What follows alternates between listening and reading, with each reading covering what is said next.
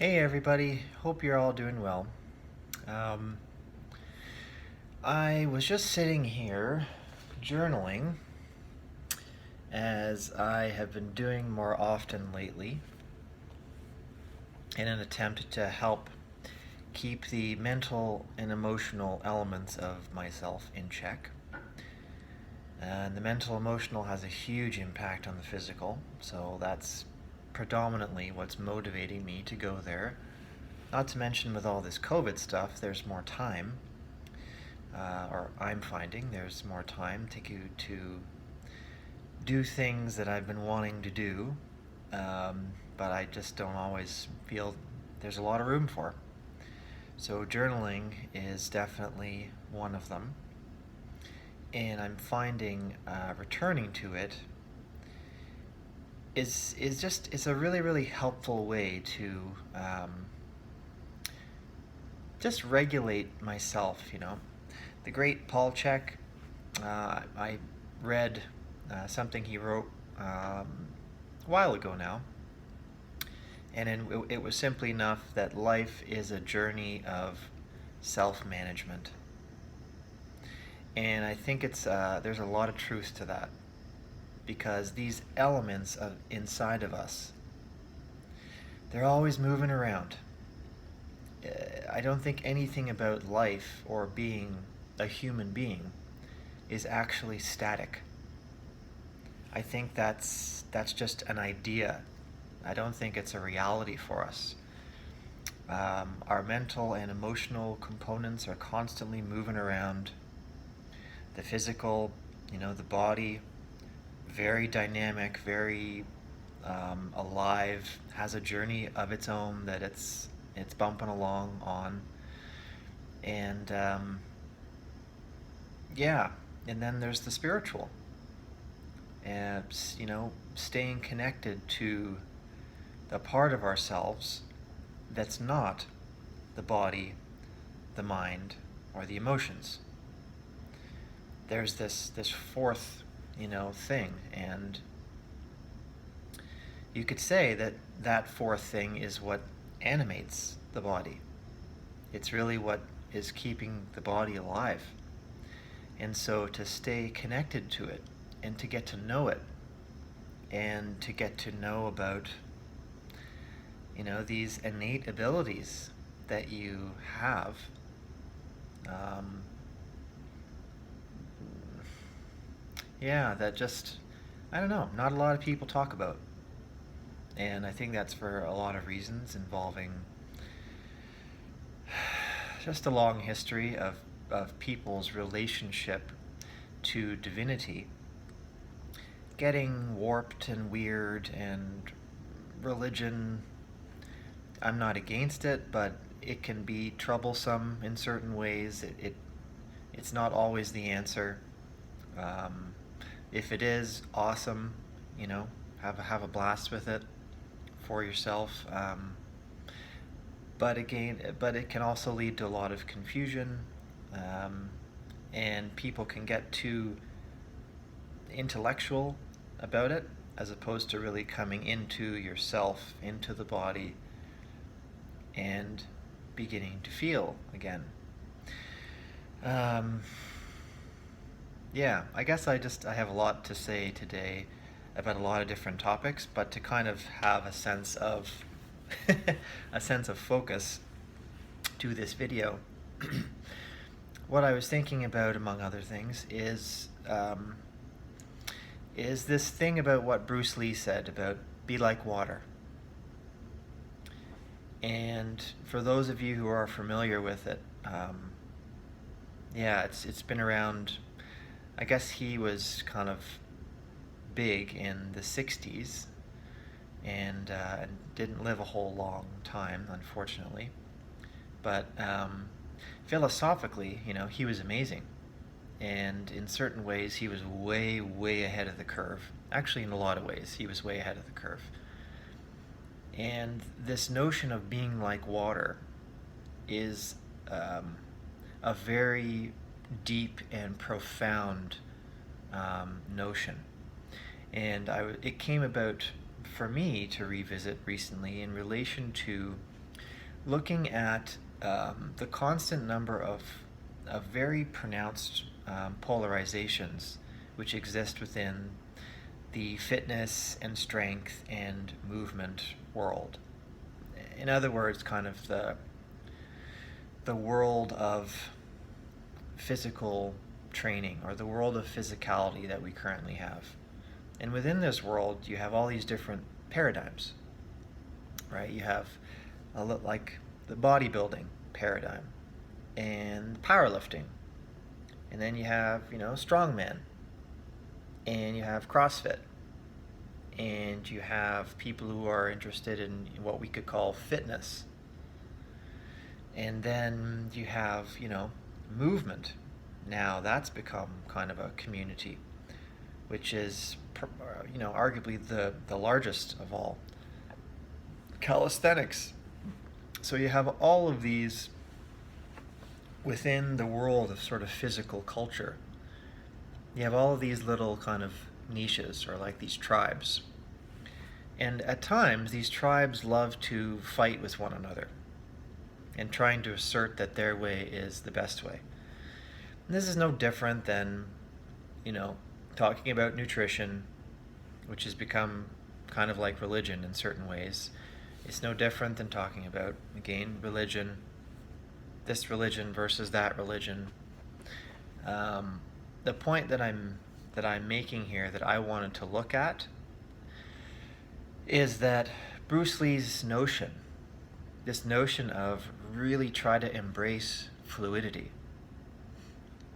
is, in my opinion, one of the answers in relation to transcending what you could call ego identification.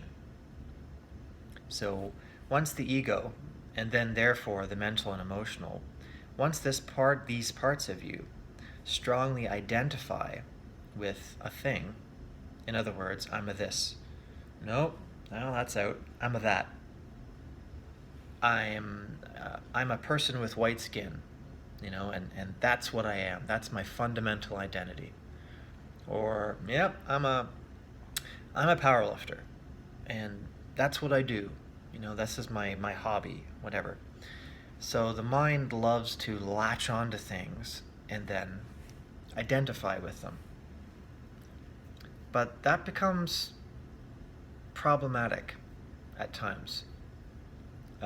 Certainly when we talk about over-identification, if you've identified with a thing too much, and your ego and your mind are just, they've clamped down on it so hard, that will likely create suffering for you down the road.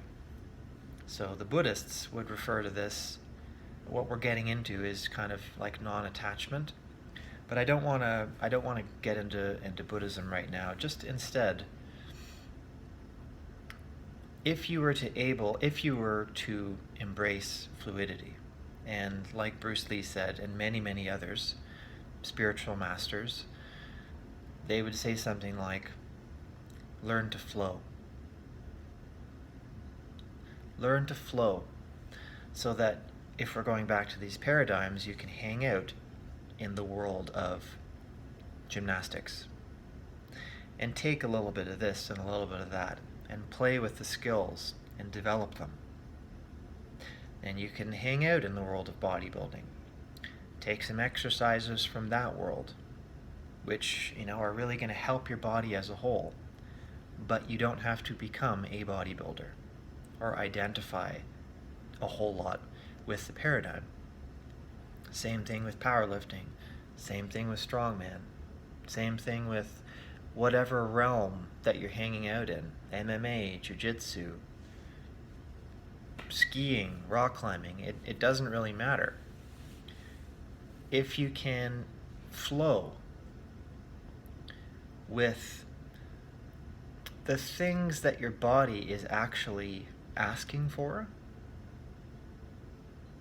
which the mind and the ego aren't going to like, because it essentially means they're not in control calling the shots.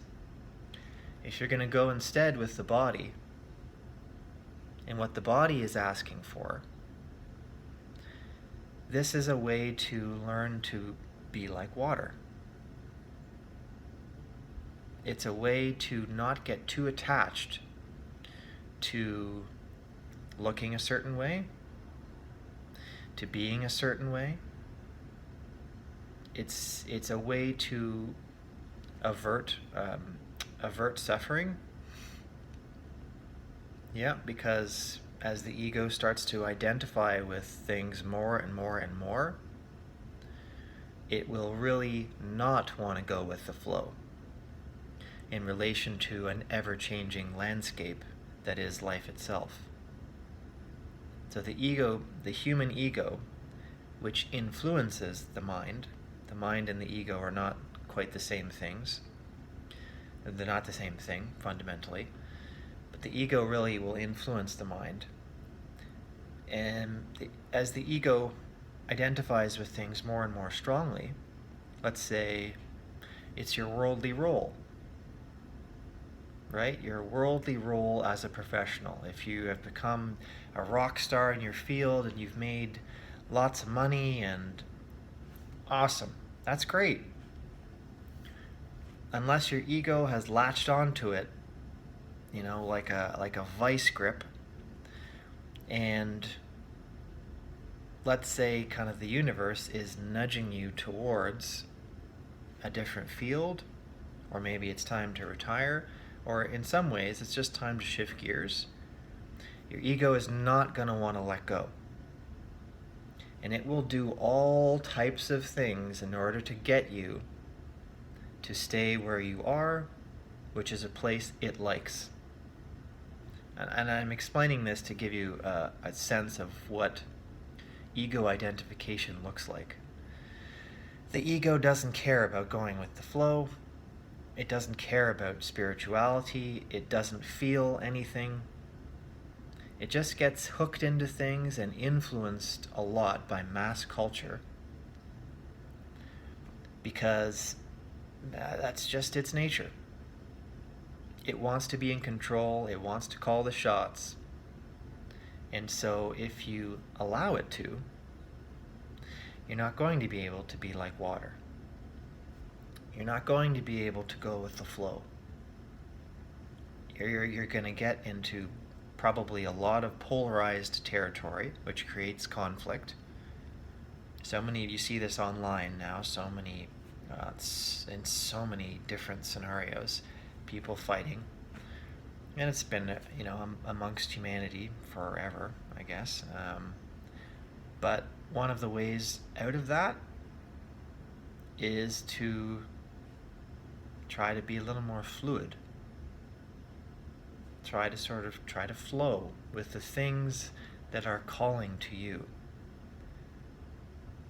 Not necessarily the things that the mind wants to go for and latch onto for its own set of reasons.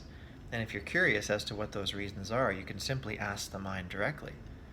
Mind, why do you want that? Why do you want to look at this? Why do you want to go here? And the mind will tell you.